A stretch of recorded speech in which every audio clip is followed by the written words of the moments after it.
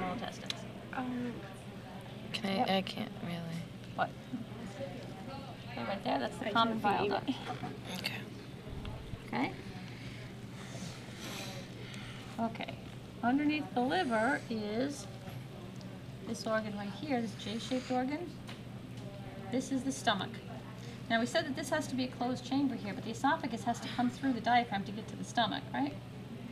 So if we look back here, this is our esophagus right here. And it has to go through the diaphragm. It goes through, you can feel right here, there's a little indent right there. That's called the hiatus.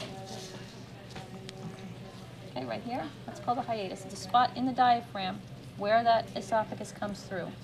Here we are on the other side. Okay? Sometimes that opening will rip and you get a hiatal hernia where stuff from the abdomen is coming up into the chest and they have to go in and close that off, obviously. Okay, right where that esophagus meets the top of the stomach, this is called the fundus of the stomach on the top, there's a sphincter. The sphincter is a purse string of muscle, so when the food goes into the stomach, that thing tightens up. That's to keep the food in the stomach. Because you don't want that, the pH of the stomach is like 2, right? Really acidy. And you don't want that stuff coming back up and burning holes in the end of the esophagus. If you do, that's reflux disease, right? Okay. This is the greater curvature of the stomach here. And this little end piece of the J down here, this little tail, this is called the pyloric region of the stomach. And if we open up this stomach, see what his last meal is. He had a last meal. Nope, his stomach is just about empty. Wow. See all the extra folds of tissue inside there? See all those extra ridges? That is cool. Those are called the rugae. And that's to allow the stomach to expand, right? You need some extra room to expand, right? Sorry, I didn't mean to It's poke you in the face with the scissors. Okay, so those are the rugae of the stomach. Okay, then coming down here, so this is the pyloric region again, the end of the J right here. And you can see this little crimp right here, right there, little indent. That's the sphincter that marks the end of the stomach and the beginning of the duodenum. That's the pyloric sphincter. And that thing regulates flow out of the stomach and into the small intestines, right? Because that stuff has to come out of the stomach. It's a pH of 2, so it has to come out of the stomach in just tiny little spurts. And as soon as it gets into the intestines, the pH is neutralized by the stuff coming in from the common bile duct.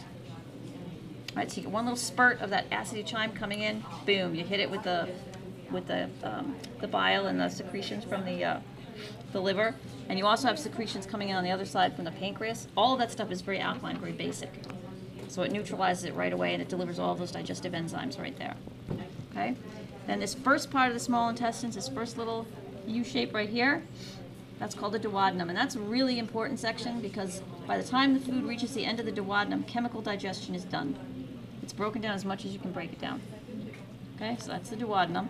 And then the region after the duodenum, all this curlicue stuff here, ooh, that's really pretty with all the dye on it. This is the jejunum, and this is the mesentery here, and all of these are the blood vessels taking all the nutrients out of the small intestines into the blood. Okay, so all this stuff is jejunum. And then the last couple of inches of small intestines, wherever it is, there we go. This last couple of inches of small intestines at the end, this is the ileum. And the ileum attaches to the large intestine, which is this. Okay? There's less of it, but it's much larger in diameter. Oh, Okay? So where the small intestine meets the large intestine, there's another little valve right here, a little nub, and that's the ileocecal valve that regulates flow from the small into the large. Okay? And you'll see that there's like this little nubby round thing right here, right where they meet, this little kind of blind sac right here. That's called the cecum in the cat. If we put this like it would be in a human, like this, instead of the cecum hanging here, we would have an appendix hanging off down here.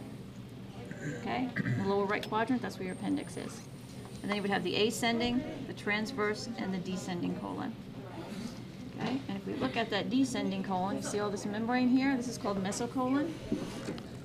And that just serves to hold that colon in the proper orientation like that, so you don't get kinks, because that would be bad.